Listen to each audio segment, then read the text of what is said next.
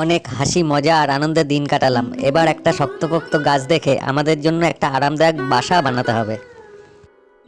ঠিকই বলেছ, বাসাটা তাড়াতাড়ি বানাতে হবে, আমারও ডিম দেওয়ার সময় হলো। বাচ্চারা শান্ত হয়ে বসো, তোমাদের বাবা তোমাদের জন্য খাবার নিয়ে এক্ষুনি চলে আসবে। এই পায়রা দিদিকে কাছাকাছি কোনো ভালো গাছ আছে কিনা জিজ্ঞাসা করো।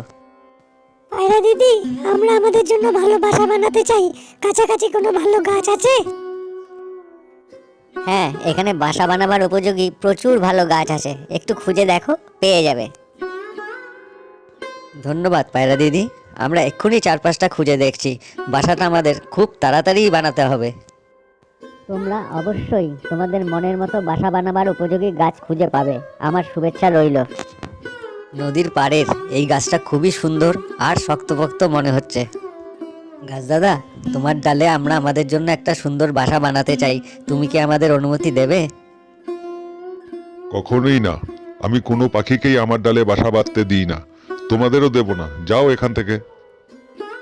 আমার যে ডিম দেওয়ার সময় হয়ে এলো, এত কঠোর হইও না গাছ দাদা, দয়া করে অনুমতি দাও। বলেছি তো, কিছুতেই আমি কোনো পাখিকে আমার ডালে বাসা বাঁধতে দেব না, যাও তোমরা, যাও এখান থেকে। চলো অন্য কোথাও গিয়ে খুঁজে দেখি। আমার শিকড় যে খুব আলগা, তোমাদের অনুমতি দিই কি করে? আশা করি আমাদের বাসা তৈরি করার অনুমতি দেবে এমন গাছ আমরা খুঁজে পাবো। চলো এই গাছ দাদার কাছে অনুমতি চাই।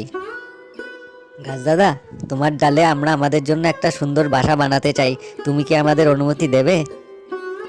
হ্যাঁ হ্যাঁ, তোমরা আমার ডালে যেমন খুশি বাসা বানাও, আমার কোনো আপত্তি নেই, আমার তাতে ভালোই লাগবে।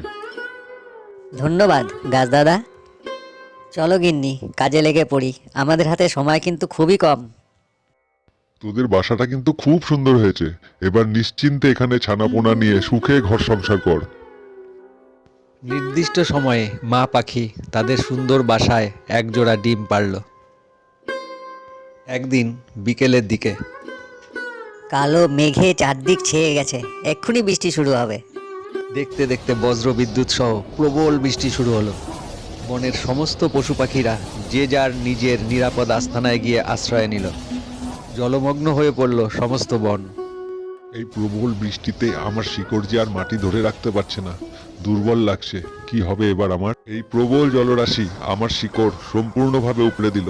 বিদায়, বিদায় সবাইকে। জলের তীব্র স্রোত গাছটাকে মাটি থেকে সম্পূর্ণ উপড়ে দিয়ে ভাসিয়ে নিয়ে চলল। ওই দেখো গিন্নি, আমরা প্রথম যে গাছে বাসা বাঁধতে গেছিলাম সেই গাছ দাদাকে জলের তীব্র স্রোত ভাসিয়ে নিয়ে যাচ্ছে।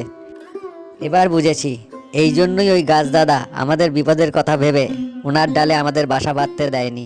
বিদায় গাছ দাদা।